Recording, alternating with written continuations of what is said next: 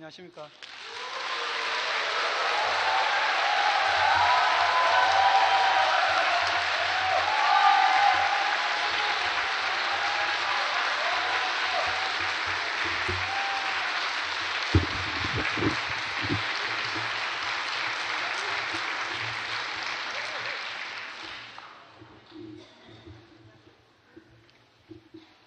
성경 말씀 갈라디아서 4장 28절부터 읽어드리겠습니다.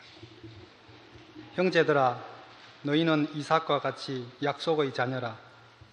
그러나 그때에 육체를 따라 난 자가 성령을 따라 난 자를 핍박한 것 같이 이제도 그러하도다. 그러나 성경이 무엇을 말하느냐? 계집종과 그 아들을 내어 쫓아라. 계집종의 아들이 자유하는 여자의 아들로 더불어 유업을 얻지 못하리라 하였느니라. 그런즉 형제들아, 우리는 계집종의 자녀가 아니요 자유하는 여자의 자녀니라. 그리스도께서 우리로 자유케 하려고 자유를 주셨으니 그러므로 굳세게 서서 다시는 종의 멍에를 매지 말라. 아멘. 5장 1절까지 말씀입니다.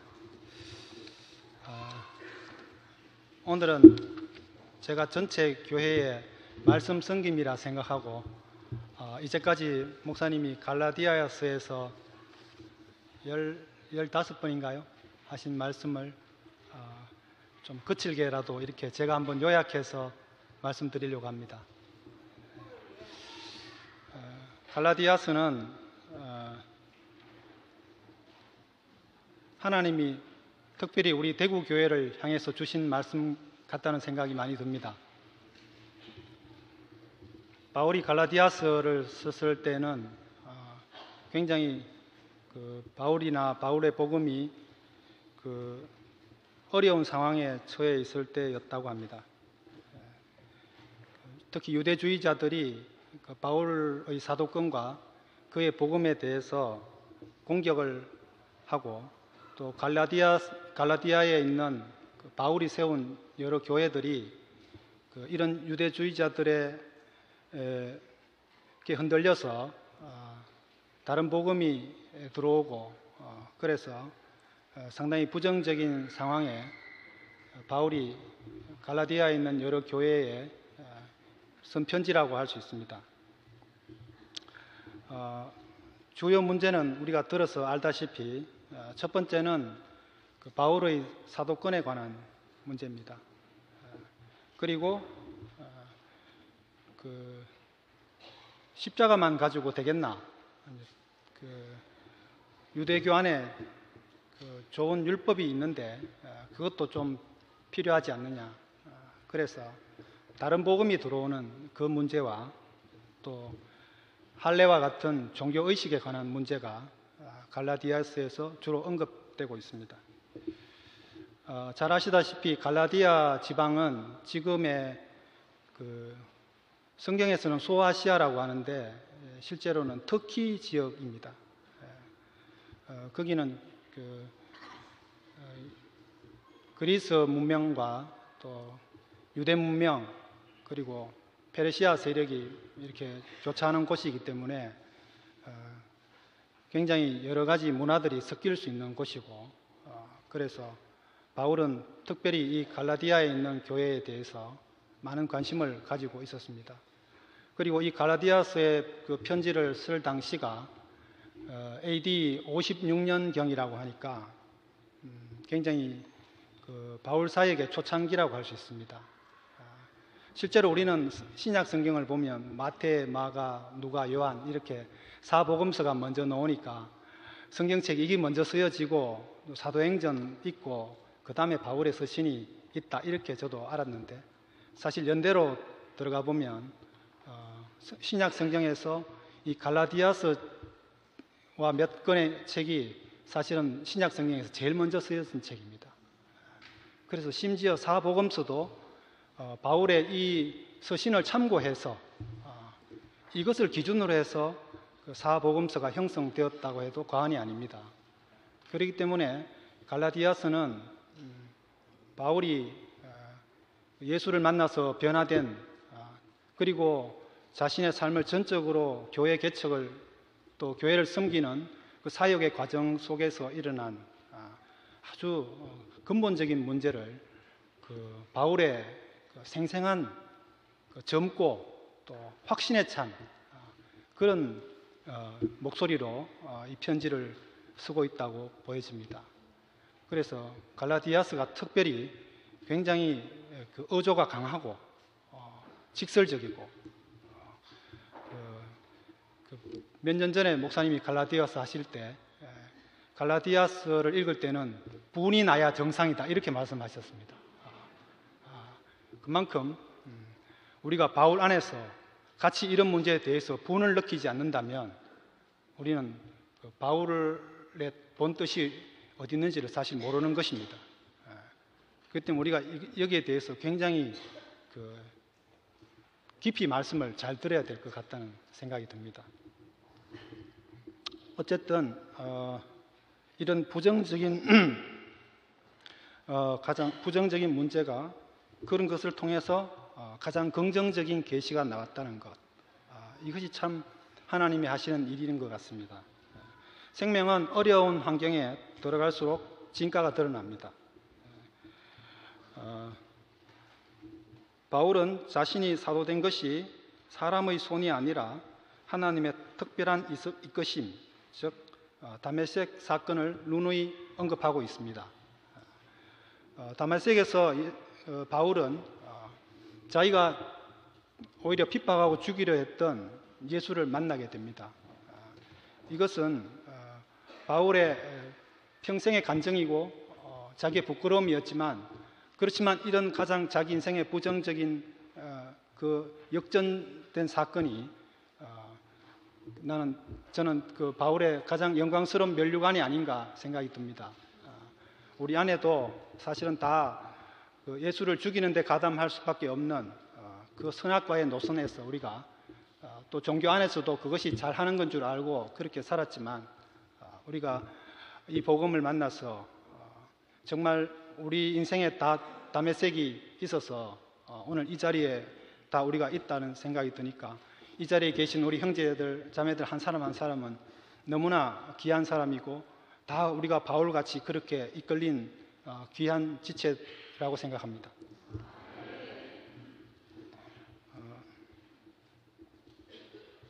바울은 갈라디아서 1장 12절에서 이는 내가 사람에게서 받은 것도 아니요 배운 것도 아니요 오직 예수 그리스도의 계시로 말미암은 것이라, 이렇게 자신의 사도권을 말하고 있습니다.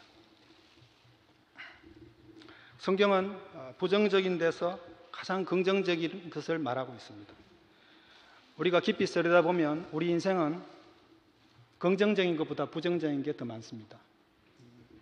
병들고 아프고 괴롭고 우리 인생은 늘 부정적인 것 투성이입니다. 정말 좋은 것은 가끔 한번 오죠. 대부분이 다 부정적인 것입니다. 지난주입니까? 얼마 전에 한번 그 시베리아 북단 기류가 내려와가지고 하늘이 그렇게 푸르고 맑은 날이 있었습니다. 그날 페이스북이나 카톡에 푸른 하늘 찍은 사진이 정말 넘쳤습니다. 다들 미친 듯이 맑은 하늘, 맑은 공기에 광분했죠. 날씨도 굉장히 더웠다가 갑자기 서늘해지면서 굉장히 좋은 날이었습니다. 그래서 옛날에 우리 어렸을 때는 참 늘 그런 푸른 하늘을 봤는데 요즘은 특히 이제 공해가 심하고 미세먼지가 너무 많아가지고 정말 그런 푸른 하늘을 만나기가 참 어렵지 않습니까? 그래서 정말 가끔 이렇게 푸른 하늘이 오니까 너무 감사하다 이렇게 싶었죠. 그런데 그날 목사님이 감기가 드셨습니다.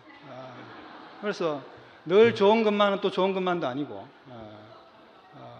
두 주째 목사님이 이렇게 굉장히 건강이 위태로워지셔가지고 우리는 참 푸른 하늘, 맑은 공기에 참 광분했지만 목사님은 또 그것 때문에 연약한 육신이 또 바이러스가 들어와가지고 이렇게 고생하고 있는 걸 볼 때 참 인생은 찾아보면 좋은 건 잘 없고 늘 부정적인 것, 안 되는 것, 슬프고 괴롭고 힘들고 이런 것밖에 없는 것 같습니다.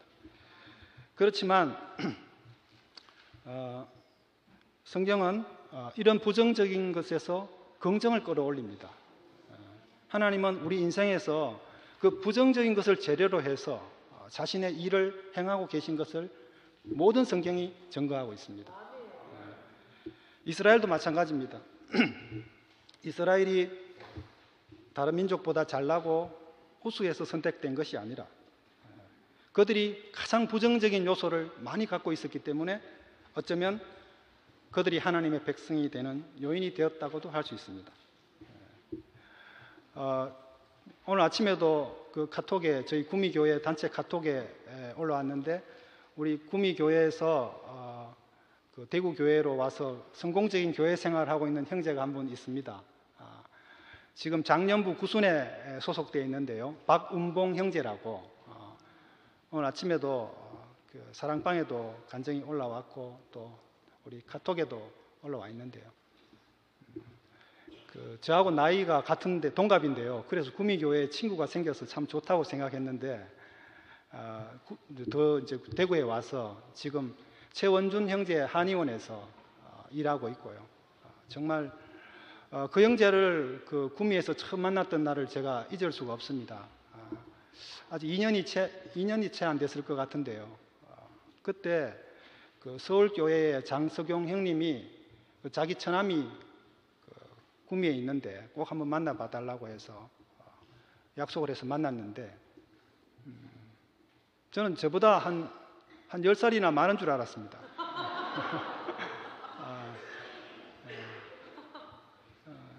처음 보는데 그 모세가 왜 그 흑암과 빽빽한 구름과 폭풍과 이런 게 있잖아요. 그게 이 형제 얼굴에 다 들어있더라고요. 그래서 와 정말 좀 처음 이렇게 얼굴을 보고 인사를 하는데 좀 쫄았습니다. 너무 무섭고 분위기가 날카롭고 이렇게 너무 얼굴이 무섭게 그렇게 보여서 그런데 제가 좀 이렇게 겁을 먹고 있으니까 편했던지 한 시간 반을 자기 살아온 인생을 다 얘기를 해서 1시간 반 동안 경청했는데 정말 총체적인 난국이었습니다.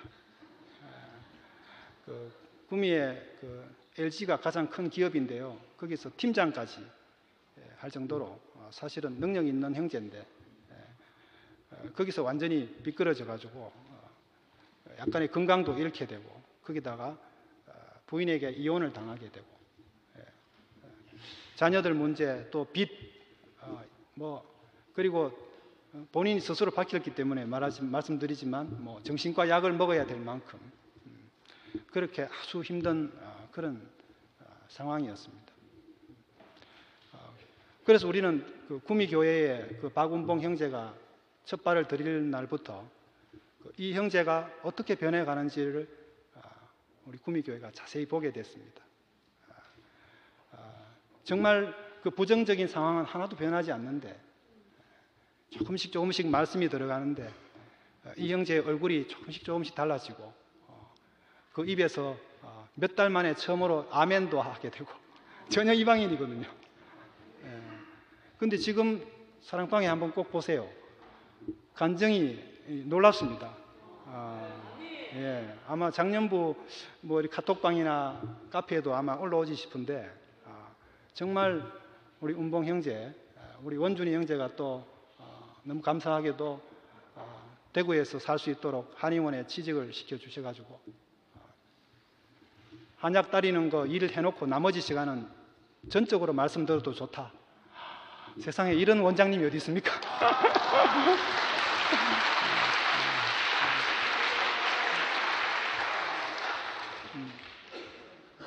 그리고 너무 건강이 안 좋으니까 그 온몸을 다 주물리고 좋은 약을 지어서 그 직원을 먹여가지고 지금은 얼굴이 뭐 부허해가지고 또 작년부 순회에서 그때 제가 이제 구미교회에 또 우리 경석이 형님도 계시고 해서 나이는 중심부 저하고 같지만 오히려 그 상태를 봐서 장년부 특히 누나들한테 가서 좀 사랑을 많이 받아야 되겠다. 그래서 이제 정년부로 이렇게 밀었는데 우리 형님 누님들이 얼마나 정말 깊은 사랑으로 이 형제를 받아주시고 사랑해 주셔가지고 정말 제가 최근에 본 교회 안에서 가장 부정적인 상황에 있는 형제였는데 지금 가장 빛나는 형제로 이렇게 변한 걸 볼 때 야, 하나님 하시는 일 놀랍다.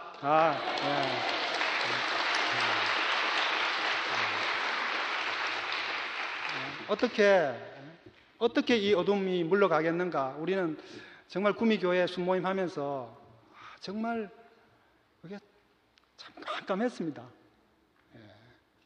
그런데 참 교회가 하고 하나님이 하시니까 이 부정적인 상황이 그 간증을 보면 그것을 가지고 하나님을 찬양하고 교회를 찬양하는데 야, 정말 놀랍다. 죽음은 가장 절망적인 것입니다. 십자가는 사실 우리 인생의 가장 부정적인 상황입니다. 예수의 십자가, 모든 제자들이 오죽했으면 정말 꽁무니를 치고 다 버리고 도망갔겠습니까? 그런데 하나님은 이 십자가에서 예상치 못한 방법으로 9회 말 역전 홈런, 9회 말 투아웃 그 상황에서 역전 홈런을 쳐서 그 십자가에서 사탄이 도저히 짐작할 수 없는 방법으로 설마 죽음을 가지고 승리하실 거라고는 사탄이 생각하지 못했던 그 길로 우리를 다 구속하셨기 때문에 하나님은 부정적인 상황을 이용해서 오히려 자신의 완전함을 증명하시는구나. 예전에 언제 집회 때 그 잭슨빌에 문영 형님이 오셔가지고 그런 간증을 한번 하셨는데 참 제 머릿속에 깊이 박혀 있습니다.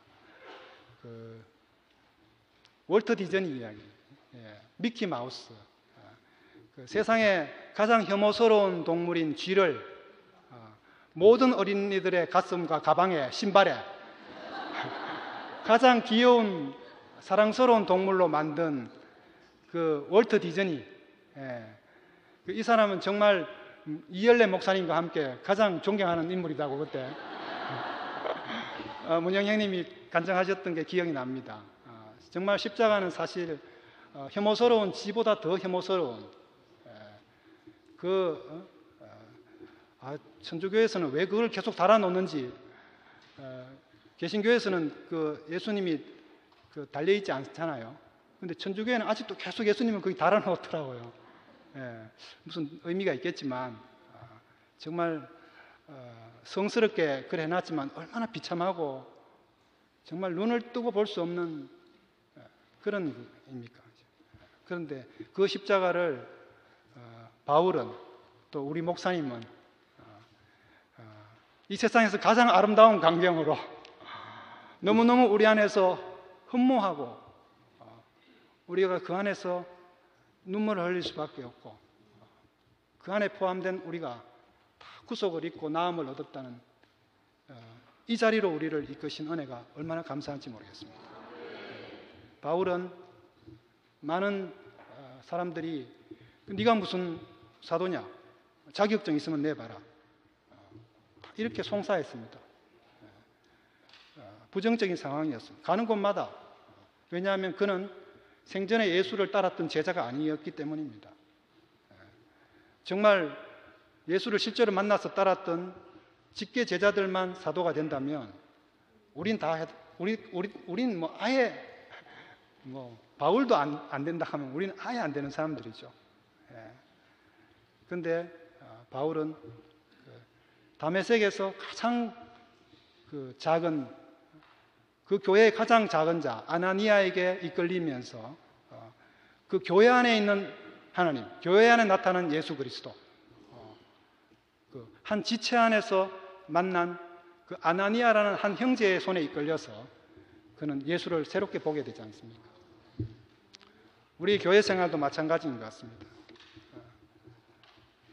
가장 작고 아무것도 아니고 업신여길 수 있는 우리 눈에 그렇게 보이는 형제지만 우리가 때때로 그 앞에 우리가 엎드리게 되고 우리가 그에게 인도될 때 우리는 매 순간 우리의 다메섹을 경험하게 됩니다.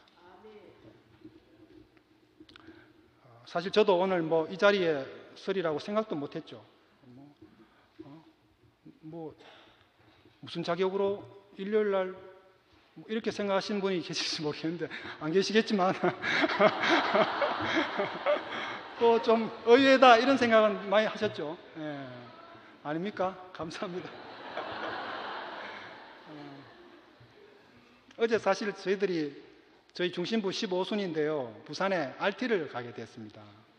그래서 숨바뀌고 첫 RT라 가지고 되게 마음 쓸래가 부산에 이제 다른 형제들은 대구에서 다 차로 두 차를 맞춰서 출발하고 저는 구미에서 이제 기차를 끊어서 이제 부산역에서 만나는 걸로 그렇게 이제 구미역에서 기차를 탔는데 목사님 전화가 오셔가지고 이상하게 딱 타기 전에 같으면 제가 안 탈 수도 있었는데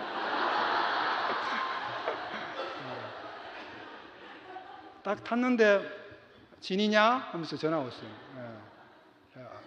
내일 뭐 내가 못 나갈 것 같아서 네가 말씀 좀 해야겠다. 아유 목사님 무슨 말씀 하십니까? 내일 주일입니다.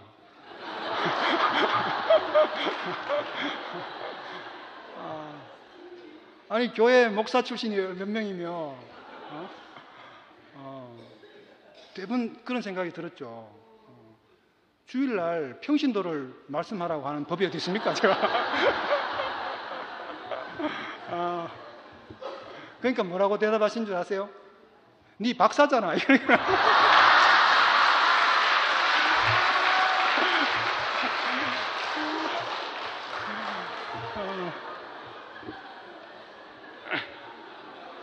아니, 그 매치가 됩니까?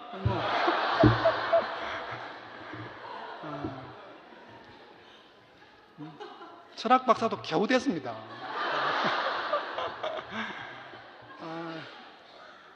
제가 고등학교 교사로 가면서 그 직전에 이제 박사 논문을 1차 발표를 하고 이제 그때 대학 이제 시간 강사할 때였죠. 목사님 이제 그 고등학교 가라고. 그래서 이제 가게 됐는데 처음에는 이제 뭐 곧 대학으로 돌아올 거니까 공부를 많이 했습니다. 빨리 논문을 마치가지고 고등학교에 있는 것보다 캠퍼스로 돌아와야지 하고. 그런데 정작 저희 지도 교수님이 공부하지 말라는 거예요. 그때가 제가 35살이었는데 분명히 제가 기간제도 아니고 정식 교사로 갔거든요.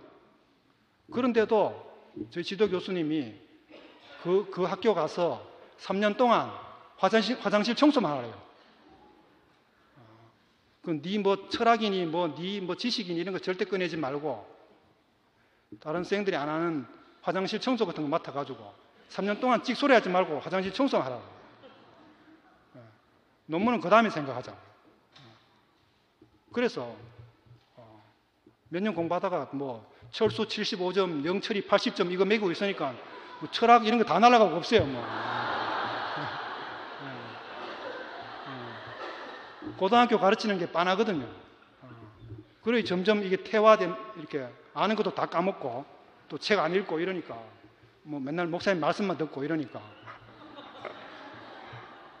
뭐 좀 철학적으로 샤프하고 예리해야 되는데 사람이 이상하게 이제 그래서 이제 3년이 지나고 좀 적응이 되어가지고 이제 공부는 안 되고 그래서 목사님 뵐 때마다 늘 이제 목사님은 박사 논문 언제 쓰냐 이제 이래 자꾸 물어서 이래가지고 한 번은 정말 한번 여기서 벗어나려고 목사님 고등학교 교사는 박사학위가 필요 없습니다. 사실 제가 철학과를 졸업하고 여기 처음 왔을 때도 목사님 말씀 제가 처음 들려서 너무너무 기뻐서 뛰어나서 한 간증이 목사님 제 인생의 철학이 끝났습니다.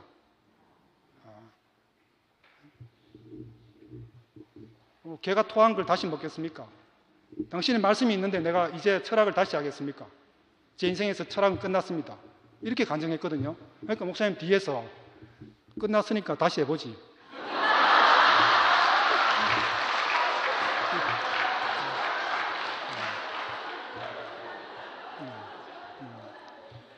네가 철학 하려고 하면 내가 좀 말리겠는데 네가 끝났다 하니까 다시 한번 해봐라. 그래서 다시 대학원 가고 박사과정까지 하게 된 겁니다. 내가 뭐 실력이 있어서 된 게 아니고요. 목사님이 그냥 무조건 고 하라고 그러니까 그래 했거든요. 박사 논문도 도저히 못 쓰겠습니다. 고등학교에 필요 없습니다. 이러니까 이래 듣고 하시는 말씀이 니는 필요 없을지 모르지만 나는 필요하다. 그래서 1년 만에 후닥닥 썼습니다.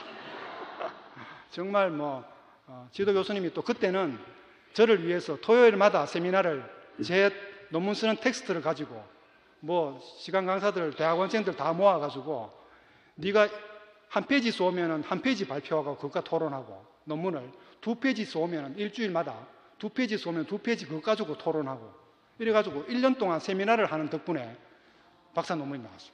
안 그러면 제 인문계 학교라서 되게 빡시거든요. 도저히 못 써요.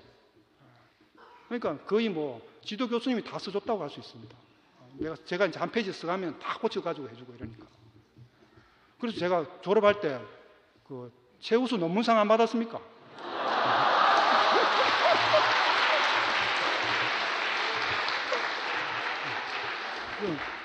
박사학위 제가 대표로 나가서 받았고 또 따로 상 받고 막 그래가지고 정말 목사님 참 신기하신 분입니다. 정말 철학에서 참 제일 열등생이었고 참 이거 해가지고 또 뭘 할 것인가 이런 사람이었는데 참 주님을 표현하는 도구로 쓰시기 위해서 주님은 하나도 버리지 않고 내 인생을 다 새롭게 하셨습니다. 다음 두 번째 넘어가겠습니다. 두 번째는 유일한 복음입니다.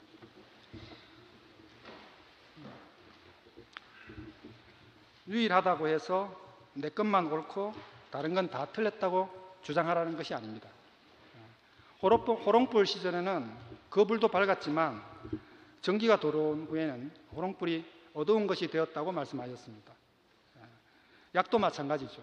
특효약이 없을 때는 온갖 약이 다 있지만 진짜 약이 나오면 모든 다른 약들이 다 사라진다고 했습니다. 갈라디아 교회에는 바울이 전한 십자가의 복음 이외에 아까 말씀드린 대로 유대주의자들이 다른 복음을 바울이 없는 사이에 바울이 그 교회를 비운 사이에 다른 복음을 전하게 되었고 오히려 처음 복음을 전한 바울을 이단으로 몰아서 이상한 것을 전하는 사람이라고 몰아세웠습니다. 그래서 많은 갈라디아 형제들이 이 유대주의자들의 말에 현혹이 되어서 여러 가지 잡다한 것들이 섞이게 되었죠. 기독교 역사가 그렇고 사실 불교도 마찬가지입니다. 불교도 인도에서 시작됐지만 그것이 우리나라에 바로 온 게 아니고 중국을 거쳐서 왔기 때문에 유교적인 거, 도교적인 거의 짬뽕이 다 돼버렸습니다. 일본에 가서는 더 많이 변했죠. 마찬가지로 기독교도 벌써 초대교회에서부터 이런 혼합이 일어나고 있었습니다. 복음에 있어서 제일 경계해야 될 것은 우리가 왜곡과 함께 혼합입니다. 생명은 순수한 것이기 때문에 섞이면 그것으로 끝입니다. 다시 재생산이 안 됩니다. 예전에 한번 제가 텃밭 이야기하면서 종자 이야기를 한번 드린 적이 있지 않습니까? 터미네이터 씨앗이라고 그래가지고 요즘은 종묘상에 가서 씨를 사서 심으면 거기서 다시 씨를 받아서 심으면 안 됩니다. 안 열립니다. 종자를 그렇게 만들어 버립니다. 그러니까 한 세대에서 끝나도록. 왜냐하면 그 씨를 계속 사용하게 되면 종자를 못 팔잖아요. 그래서 다국적 기업 종묘 회사들이 씨앗을 아예 그렇게 만들어 가지고 계속 그 종묘상에 와서 씨앗을 살 수밖에 없도록. 그래서 지금 우리나라에서도 토종 우리 종자를 지키자 하는 그런 의식이 있는 농업인들이 그런 운동을 하고 있습니다. 그러니까 씨를 빼앗겨 버리면 사실 다 잃어버리는 거죠. 땅이 아무리 많아도 씨가 잘못돼 버리면 사실 땅을 다 빼앗기는 거 아닙니까? 그래서 우리 씨를 지키는 게 그만큼 중요하고, 그래서 목사님은 씨 이야기를 정말 많이 하십니다. 섞이면 안 되기 때문에. 그래서 바울은 마음이 좋지 않았습니다. 이 소식을 들었는데 굉장히 화가 났을 것 같습니다. 그래서 갈라디아서 1장 8절에 이렇게 말합니다. 너희에게 전한 복음 외에 다른 복음을 전하면 저주를 받을지어다. 직격탄입니다. 십자가 외에 너가 무슨 수로 구원을 받을 수 있냐 이겁니다. 우리가 안 그렇습니까? 우리가 십자가 외에 무엇으로 구원을 받겠습니까? 여기에 또 뭘 섞겠습니까? 그래서 십자가는 구원이 불가능한 구제불능의 인간에게 주신 하나님의 마지막 선물입니다. 그래서 유일합니다. 특별레스가 유일한 게 아니고요. 다른 거 다 틀렸고 그런 게 아니고요. 좋은 거 많습니다. 세상에도 얼마나 페이스북이나 이런 옷에 보면 좋은 말 얼마나 많습니까? 근데 그것은 다 우리 인생을 구원할 수 없는 거죠. 구속이 안 되는 것입니다. 만약에 가르치고 고쳐서 될 일이라면 왜 예수께서 십자가에 달려 죽었겠습니까? 그래서 바울은 3장 1절에서 정말 통한의 목소리로 이렇게 외치는 것 같습니다. 어리석도다 갈라디아 사람들아, 예수 그리스도께서 십자가에 못 박히신 것이 너희 눈앞에 밝히 보이거늘 누가 너희를 깨드냐. 이것이 갈라디아서의 가장 유명한 말씀 아닙니까? 늘 우리는 우리 주변에서 어떤 그런 섞일 수 있는 요소들이 많이 있습니다. 우리 교회도 마찬가지입니다. 그래서 목사님 우리한테 더욱더 이 말씀에 대해서 깊이 들으라고, 나하고 똑같아야지 이 씨가 상속될 수 있으니까, 나하고 연합이 돼야 되니까 상속자가 될 수 있으니까 말씀을 깊이 들으라고 그렇게 누누이 강조하시는 것 같습니다. 바울은 십자가에서 뛰어내리지 못하는 예수를 보았습니다. 많은 사람이 예수를 보았지만 십자가에 달려 죽은 예수, 어찌할 수 없어서 매달려 있었고, 그래서 결국 몇 시간 뒤에 죽었던 그 한 사람을 바울이 보았습니다. 왜 많은 사람이 십자가에 예수를 보았을 텐데 아무도 못 봤습니다. 제자들도 다 못 보고 도망갔습니다.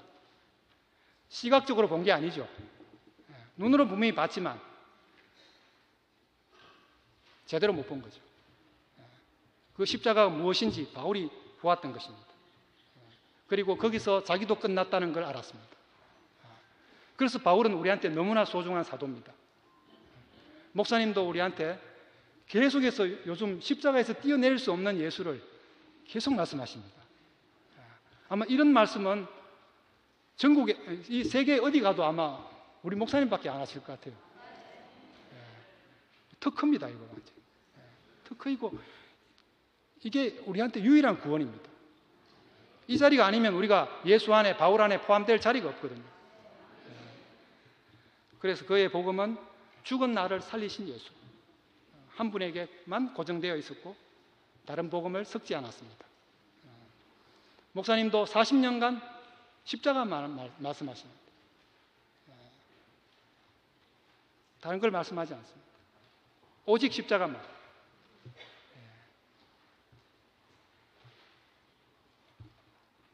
목사님 너무 감사합니다.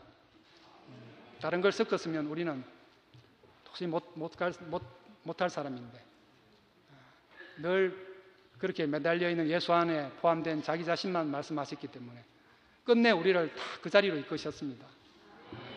너무 감사합니다. 세 번째는 율법입니다. 유대인들의 율법은 지금도 완전합니다.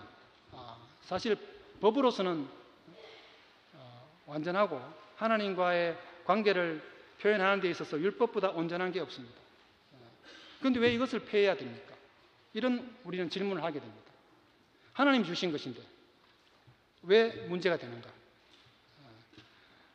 바울은 이렇게 말하죠. 바로 이 율법이 그리스도를 대체하고 빗나가기 때문에 우려하는 것입니다. 율법 좋지 않습니까? 우리가 다 종교 안에서 예수를 믿어본 사람들은 다 사실 율법을 존중하고 율법이 적혀있는 성경을 밟고 다니다가 큰일 납니다. 그랬죠? 뭐 머리에 베다든지 뭐 성경책을 던진다든지 누가 성경책 한 장 찢는다든지 이러면 정말 죽이고 싶죠. 그만큼 교육을 그렇게 받았습니다. 그런데 하나님은 눈에 보이지 않는데 율법은 눈에 보입니다. 사람들은 눈에 보이는 것에 끌려가기 마련입니다. 문화나 종교도 마찬가지입니다. 눈에 보이는 것들, 사람이 만들어 놓은 것이 좋게 보이고 그것에 끌려가게 됩니다. 별 수 없습니다. 왜? 좋은 것이니까. 그런데 문제는 율법이 나빠서 문제가 아니고 율법의 행위로는 의롭다함을 얻을 육체가 없기 때문이다. 2장 16절에서 바울은 그렇게 말합니다. 율법 안에서는 의롭게 함을 받을 육체가 없다는 것입니다. 되지 않는 일을 계속하는 것. 목사님 시지푸스 신화를 예를 들시면서 안 될 일 계속하는 게 저주다. 그렇게 말씀하셨지 않습니까? 만약에 오늘도 우리가 율법 안에서 구원이 있다면 우리 삶은 온통 저주입니다. 왜냐하면 죽을 때까지도 안 되는 거니까요. 좋은 것이지만 지키려고 하면 할수록 차라리 대충 교회 다니는 사람이 낫죠. 제대로 한번 지키려고 그러면 이건 정말 큰 문제입니다. 정신병 안 걸리고 사는 게 다행이죠. 어떻게 그걸 다 지킵니까? 그러니까 또 위선적일 수밖에 없죠. 그러니까 이걸 어떻게 이 괴리를 어떻게 감당하고 사는지 정말 종교 안에서 우리도 그랬고 지금도 종교 안에 있는 사람들은 참 대단한 사람들이죠. 그래서 율법의 세계에서는 모든 사람이 저주에 놓일 수밖에 없고 예수께서는 이 율법을 지킬 수 없는 모든 인류를 끌어안고 십자가에서 죽으신 것입니다. 율법은 내가 지키는 것이잖아요. 그런데 복음은 하나님이 행하시는 걸 보는 것입니다. 내가 지키는 데는 항상 내 의가 있지 않습니까? 그래서 문제입니다. 율법이. 좋은 것이지만 내가 할 수 있으면 하나님이 하실 필요가 없죠. 하나님 보시기에 도저히 안 되는 거니까 극단적인 방법을 사용해서 자기 아들을 십자가에 달아놓고 끝내고 그 자리에서 끝내고 다시 시작하신 것입니다. 십자가에서 함께 죽고 함께 다시 사는 것. 바울의 이 바로 놀라운 발견이 바로 이 함께 아닙니까? In Christ. 함께. 누가 우리를 함께 자기 안에 포함할 수 있겠습니까? 예수 외에는 없습니다. 그래서 십자가가 우리한테 복된 것입니다. 우리는 내가 죽는 것이 아니고 대구교회에 와서도 내가 죽어야 되는데 목사님도 우리한테 안타까워 하시지 않습니까? 그게 아니라고 아무리 이야기해도 또 순모임 가면 내가 죽어야 되는데 이 간증을 하고 있는 거예요. 참 이게 우리 안에 뿌리 깊은 것 같아요. 선악과를 먹은 아담은 그렇게 늘 고치고 개선하려는 쪽으로밖에 방향이 안 가게 돼 있는 것 같습니다. 그런데 고치고 개선해서 될 것 같으면 십자가가 무슨 필요가 있겠습니까? 왜 하나님 우리한테 십자가를 보여주시겠습니까? 율법으로 만약 우리가 율법으로 돌아간다면 그것은 생명에서 끊어지는 것입니다. 끊어지면 인간적인 방법이 나오고 그러면 저주입니다. 지금 많이 가물어가지고 뭐 양수기 돌리고 뭐 지금 중부지방에는 더 심각한 것 같아요. 그런데 그 연결되어 있는 그 댐에 못에 연결되어 있는 밭은 너는 아무 걱정이 없지 않습니까? 우리가 아무리 우물을 파고 뭐 양수기를 돌려봤자 그것은 그냥 율법 안에서 그냥 윗목 갔다 아랫목 갔다 하는 삶이죠. 좀 나아진 것 같은, 좀 뜨겁다가 또 다시 차가워지고, 우리가 종교 안에서 그런 생활을 늘 반복했지 않습니까? 그걸 아시기 때문에 하나님 우리한테 십자가를 제시한 것입니다. 하나님은 멀고 율법은 가깝습니다. 법은 멀고 주법은 가깝다 하는 식으로 율법이 가깝기 때문에 사람은 또 안정을 원하기 때문에 생명, 뭐 불기둥, 구름기둥, 이건 굉장히 불확실하지 않습니까? 하나님이 하시는 일을 지켜보라. 좋은 말 같지만 정말 황당한 말입니다. 아브라함도 10년 뒤에 이삭을 주겠다라고 약속했으면 그거 못 기다렸겠습니까? 아마 즐겁게 기다렸겠죠. 그런데 언제 주겠다는 말은 없고 그냥 네 몸에서 날 자라야 네 씨가 될 것이다. 이렇게 말하니까 환장하는 것입니다. 이건 뭐 90살 때 기다려가지고 안 되고 할 수 없이 뭐 이스마엘을 했는데, 합법적으로 상식적으로 했는데 또 이제 와가지고 그래도 네 몸에서 날 자라야 네 후사다 이렇게 말하니까 참.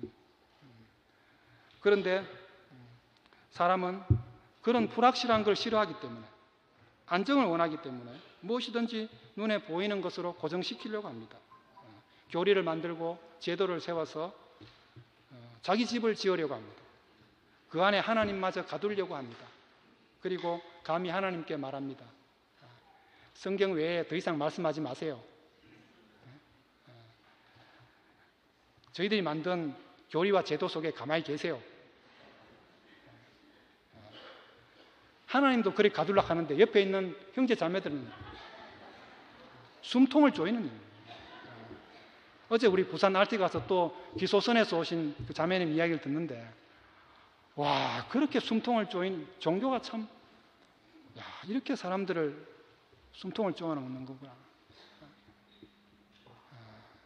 참 그렇게 고생하고 오시는 요즘 우리 기소선 형제 자매들 참 너무나 대단하신 분들이라 생각이 들고, 참 저는 일찍 교회를 만나서 그 고생 덜 하고 와서 너무 감사하고 참 더 그 빛을 참 갚아야 되겠다, 교회 안에서 그런 생각이 들었습니다. 기독교는 정통성을 수호한다는 명분 아래 교리와 규례의 담장을 높였으나 더 중요한 것은 잃어버리고 말았습니다. 그게 바로 생명입니다. 십자가입니다. 생명의 세계에서는 아무리 좋은 것이라도 머물면 안 됩니다. 하나님이 직접 주신 만나라도 하루가 지나면 이틀째 썩어버리지 않습니까? 그러니까 참 이거 중요한 말씀 같습니다. 우리 교회도 사실 이렇게 참 좋은 건물 속에서 이렇게 집회를 할 거라고 생각을 못했죠. 너무너무 감사한 일이지만 우리가 여기에 만약에 머물러 버린다면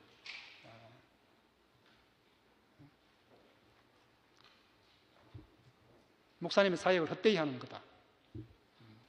갈라디아서에서 저는 목사님의 마음을 그렇게 깊이 느끼고 있습니다.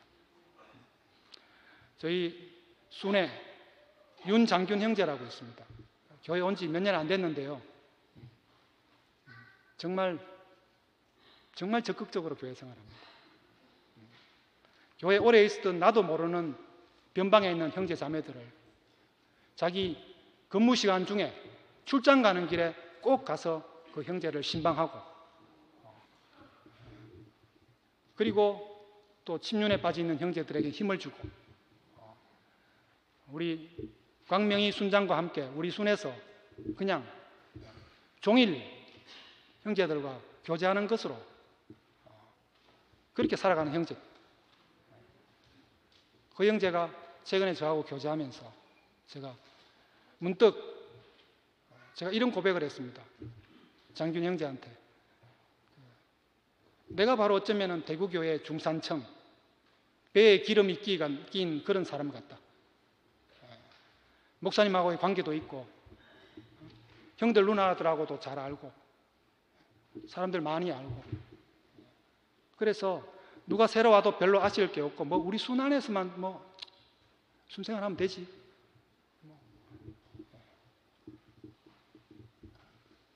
그런 마치 종교 생활하는 대구교회 문화생활하러 오는 순모임 좋죠.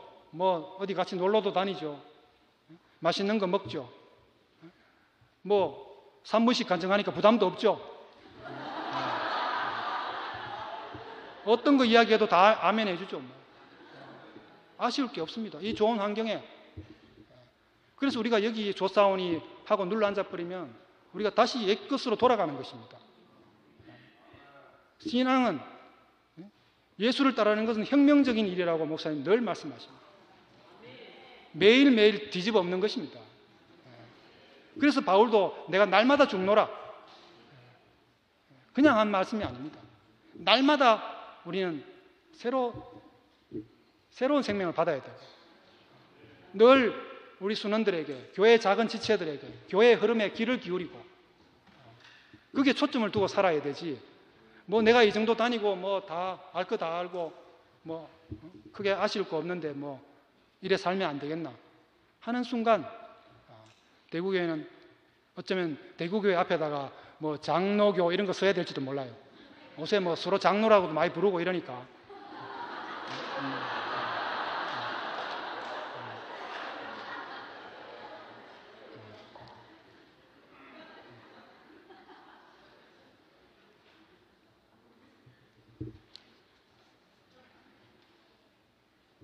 율법도 은혜지만 복음은 은혜 위에 은혜입니다. 예수님의 죽으심을 헛되이해서는 안 됩니다. 목사님의 사역을 헛되이해서는 안 되겠다는 생각이 듭니다. 네 번째, 자유입니다. 자유는 모든 사람이 원하는 것입니다. 옛날에 비하면 우리는 무척 자유로워졌습니다. 정치적 자유도 생기고 경제적으로도 많이 자유로워졌습니다.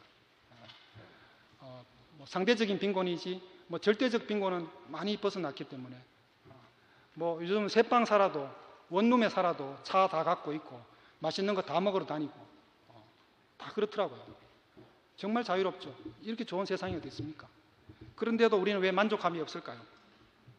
물을 떠난 고기처럼 신성한 위임을 버렸기 때문입니다. 동산을 잃어버렸기 때문입니다. 아무런 제한도 없이 지 마음대로 하는데도 자유가 없습니다. 종교 안에서도 마찬가지입니다. 제사함을 받았다 해도 범법자가 아니라고 해도 자유가 없습니다. 많은 사람들이 교회를 다니고 있지만 의식과 교리를 지키고 따르지만 자유롭지는 않습니다. 여기서 바울은 참 성경을 들어서 정말 멋진 비유가 아닌가, 가장 멋진 비유 중에 하나라고 생각합니다. 사라와 하갈, 이삭과 이스마엘, 그 창세기에 있는 이야기를 끌어와가지고 자유에 대해서 말합니다. 마르틴 루터가 여기서 딱 맛이 갔습니다. 이 자유에 대해서.